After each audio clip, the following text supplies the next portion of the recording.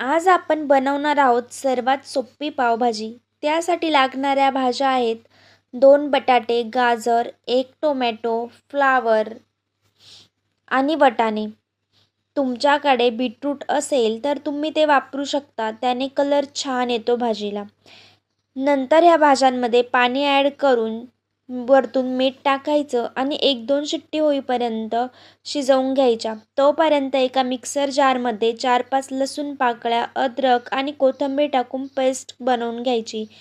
नंतर एक मोठ्या आकाराचा कांदा बारीक करायचा आणि तोपर्यंत आपल्या भाज्याही चांगल्या शिजल्या जातात.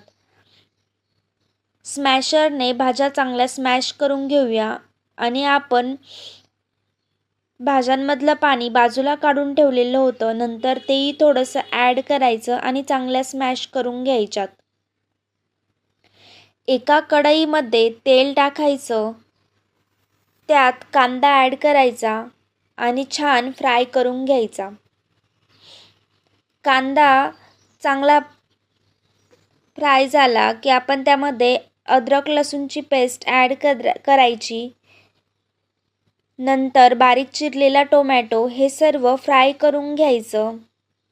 तेल सुटेपर्यंत चांगलं मिश्रण फ्राय करायचं आणि नंतर ॲड करायचे मसाले. त्यात धनेपूड, लाल मिरची पावडर, हळद आणि पावभाजी मसाला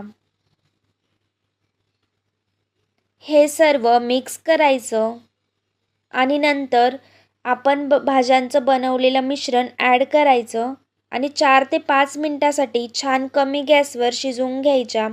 अशी एकदम सोप्या पद्धतीने तुम्ही ही पावभाजी ट्राय करू शकता. अशाच रेसिपी बघण्यासाठी चॅनलला सबस्क्राईब करा.